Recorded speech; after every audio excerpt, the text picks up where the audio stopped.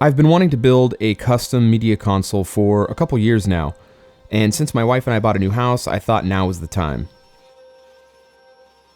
I decided to make the box out of 3/4 inch walnut ply. The walnut ply is more stable and ultimately cheaper than hardwood would have been. To make the entire box, all I needed was two 18-inch wide pieces that were 8 feet long. I like to cut my plywood pieces slightly oversized, and then I flip them over and run them through the table saw again to get rid of the factory edge. I find the factory edges to be usually dinged up and just kind of nasty looking, but also they're almost never square. I cut my plywood pieces down to length using my track saw, simply because they were too wide for my miter saw, and I don't have enough space where my table saw is to do the cut. With the console being 18 inches deep, I cut one piece that was 72 inches long and 18 inches wide, and the dividers end up being 16 inches tall roughly, so they're all 16 by 18, and there's 5 of those. So for the final design, I wanted to have 4 compartments. That was going to be 2 with doors and 2 without doors. We had to have 2 without doors because some of our audio equipment, the remotes just don't work through doors, so they're just going to be exposed at all times. To get the 4 compartments, we ended up having the 5 panels I referenced earlier. There's going to be 2 outside panels and then 3 panels on the inside that create the dividers to make the 4 compartments. Now the media console is going to have a back panel on it, so to accommodate that, I needed to add rabbets to the 2 outside panels, and then the 3 middle divider panels are actually 1/4 inch narrower than the 2 outside panels, which is the exact thickness of the backer panel. Whenever I'm cutting rabbets on my table saw, I like to use a 0 clearance sacrificial fence. Basically this becomes your fence, but it takes away the danger of accidentally cutting the dado stack into your actual table saw fence. It's a really good setup. I recommend it highly. So after cutting the 2 rabbets, it was on to cutting the 3 dados. Now there's going to be 1 on the dead center of the panel, and then there's going to be 2 equidistant from the 2 sides. It doesn't really matter what that distance is. I had it in my head to have it be around 18 inches just because that's the depth of the box, but it doesn't really matter. It's just whatever looks good, really. So to make sure they were the same, I cut the first one, and then I just flipped the panel around and cut the other one, so they're the exact same distance from the ends. Here you can see Sean and I finding the dead center of the bottom panel so we can get that center dado in place. It's really important that that one is dead center, otherwise it would look really bad when the piece is done. Someone's going to definitely notice that the center panel is not centered. And by the way, this is Sean. Sean works with me in the shop. He's awesome. Say hi to Sean.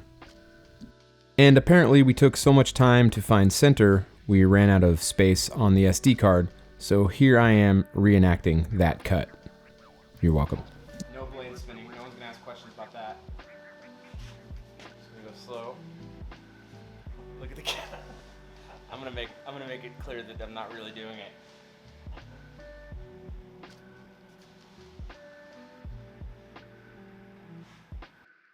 All right, that was ridiculous, but let's move on to some real woodworking here. So to attach the outside panels, they were just butt joints, so I used my Domino to create some mortises, and I used some dominoes as the tenons. This makes a really clean attach point, and it's gonna look really good when I put on the edge banding. I forgot to record it, but I used a small square to make reference marks on both pieces so that I could line up the dominoes and get everything just perfect. I put down blue tape at the glue joints. Basically what happens is when you put the joints together and squeeze them in the clamps, the glue will squeeze out and you end up having a mess to clean up. So with the blue tape there, you can wait till it's a bit more tacky, pull off the blue tape, and it cleans up your squeeze out. Honestly, this works like 50% of the time for me. Sometimes it just makes more of a problem and the tape will go into the joint and you have to clean all that out. But if you can get it just right, it is a really nice cleanup process. With the sides attached, all I had left to do was to attach the middle panels into the dados. I just used glue and clamps, made sure they were square, and it went perfect. They stayed square throughout the glue up, and when I pulled them out of clamps, they were square then as well. I did need to mention that this video is sponsored by the Home Depot. They asked me to be a part of their prospective campaign again this year, which I really appreciate, and part of that campaign is that I was tasked with testing out these Diablo blades. And I ended up using this Diablo 10-inch 80-tooth ultra finish blade for all my rip and cross cuts on the plywoods, and I gotta say, they left perfect cuts behind.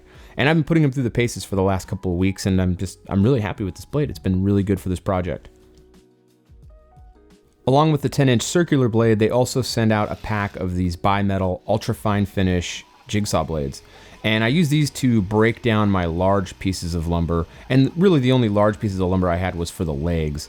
I started with 8/4 walnut, because walnut, and this jigsaw blade left a super fine finish behind. I was very impressed with the cut quality on this.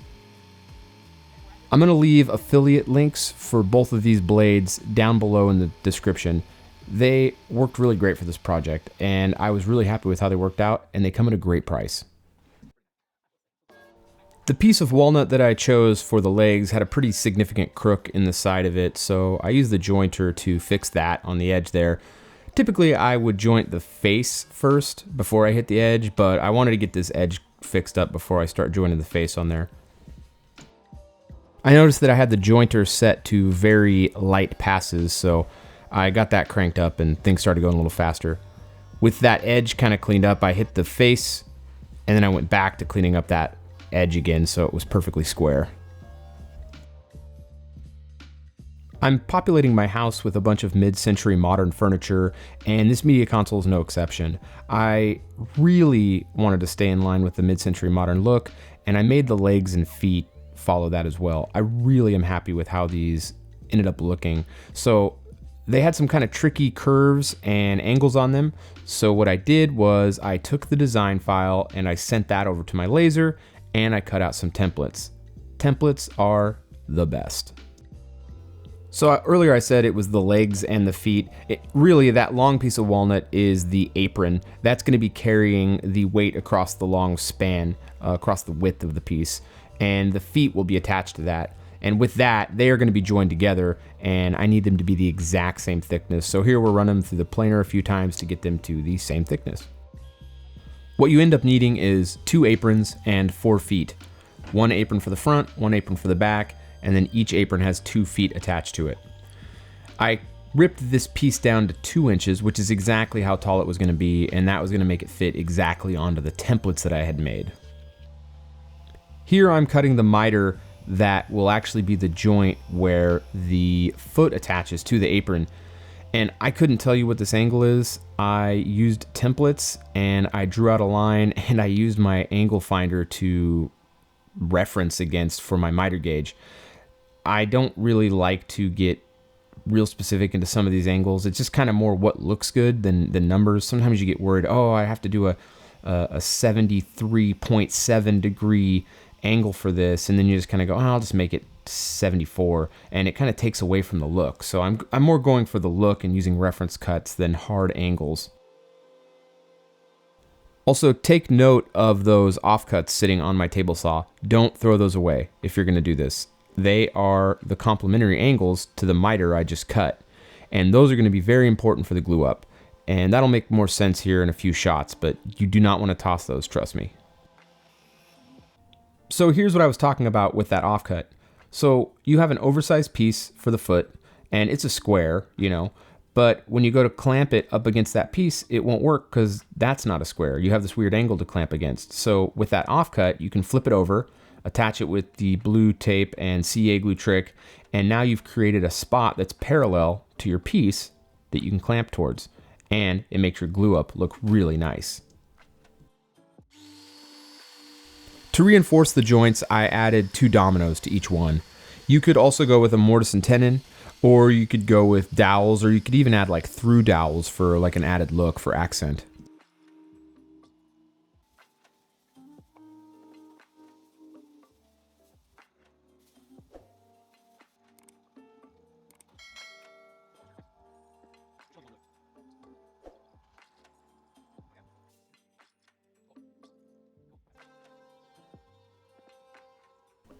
After I got that temporary caul broken away from it, I redrew my template back onto the piece so that I could get ready to cut that out with the jigsaw. Typically, I would actually cut this out on the bandsaw and not the jigsaw, but this piece is very long and I don't have enough maneuvering room over by my bandsaw to make the cut. And once again, that jigsaw blade came in really handy. It was really making nice cuts. I was really happy with the results. After getting everything roughly cut out with the jigsaw, I took it over to the wide belt and got it all sanded down to the same thickness and cleaned up. So the templates I had made weren't just for sketching out the profile on the wood, they were also for flush trimming the profile into the wood as well. I used a top bearing bit to flush trim the outside profile of the leg, and I used a bottom bearing bit to flush trim the inside profile of the leg. I found that it was easier to switch bits than it was to reattach the templates onto the leg. Also, getting it exactly in the right spot was going to be impossible. Off camera, I did a quick mock-up of the box on the legs, and I didn't like how tall the legs were. I thought they were just a little too tall, so I took off a small amount. This also helped me to get everything nice and square so that when it sits on the ground, everything lays perfectly flat. I connected the two aprons with 3 stretchers. The 3 stretchers were placed one on the dead center and then 2.5 feet away from that one. For some reason, I didn't record myself doing the joinery for that, but I used my Domino, made it go really quick and smooth, and it turned out really great. And there it is there. The thing's really strong, it can hold a lot of weight, and all that was left for that was to get the finish on, which I'm doing right here. The base, it's walnut with oil on it. It can't do anything but look good. Next up was the top. For the top, I wanted to have some slight variation to the rest of it, so I ended up going with English walnut instead of black walnut like the box and the base. The English walnut has a lot more blondes in it, and it gives it a nice pop, so I went with that, and I'm really happy I did because this wood is absolutely stunning. I ended up just gluing 2 wide pieces together to make the one panel, and I didn't film any of that process, but it's just a panel glue up.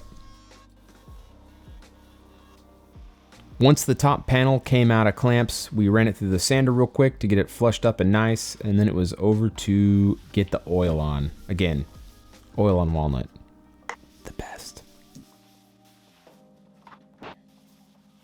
With the main box, the legs, and the top all done, all that was left was to get the back panel and the doors done. So here I'm breaking down some 1/4-inch walnut ply for the backer panel. A lot of these hardwood plywoods are starting to have MDF cores, which is nice, but when you forget to plug in your dust collection, it's a nightmare. And it's the same thing here like I did with the 3/4-inch ply. I cut my piece oversized, and then I took it over to the table saw, and I ripped it to final width so that I could get rid of that factory edge. It just really messes things up. It looks terrible.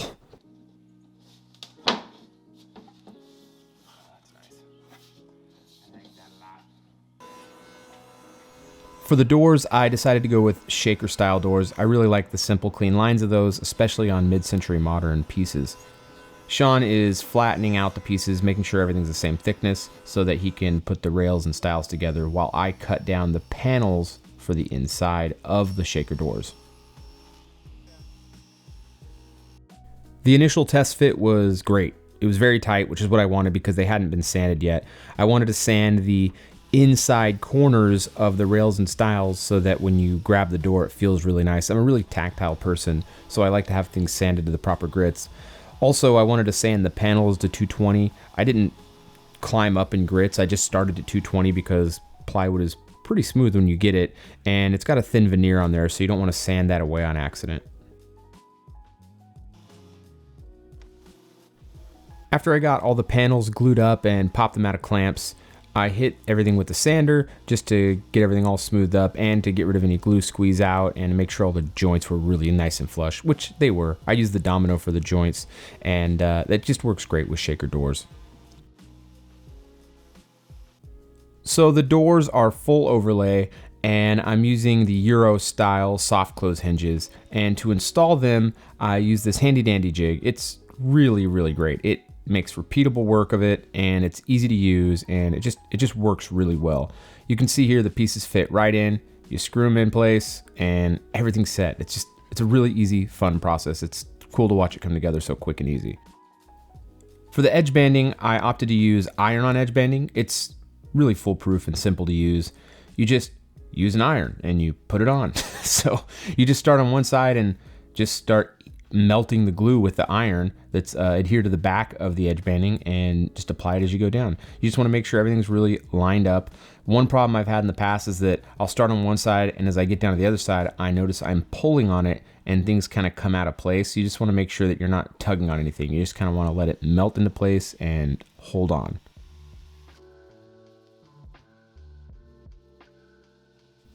After some quick machine sanding and hand sanding, I took the box and the backer panel into the spray booth and got to spraying. These got 3 coats of finish on the show sides and 2 coats on the hidden sides. Attaching the hardware to the box was as simple as pre-drilling and screwing everything in place. Soft close hinges, they just add so much to a piece. To attach the top to the box, I used these L-clips that had slots running in perpendicular directions. It's really nice for easy adjustment and accounts for wood movement. And once the top went on, it really started to look like something. The piece really started to come together. The only thing that added more was, well, the legs and the backer, which is the rest of the pieces. But man, it was really starting to feel like a real console once I got this top on. It felt real good. Love that soft close.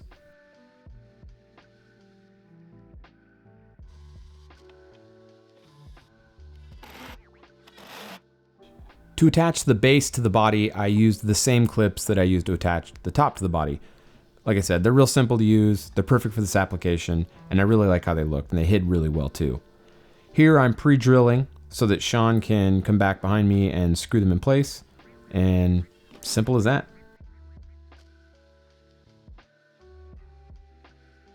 I still had to drill the holes out of the back panel, which I'm doing here. There was 4 compartments, so I did 4 holes. That gave each compartment 1 hole for all the audio cables to pass through. I did an 1.5 inch hole for each one. It was just straightforward. We just did it on center, marked it up. And then the last thing we had to do was attach the back panel, which we're doing here. And we just did that by getting it in place and shooting it in with brad nails.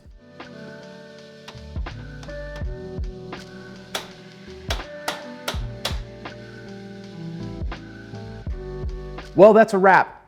This was a really fun build. I really enjoyed making this. I love this piece of furniture. It's really improved our living room.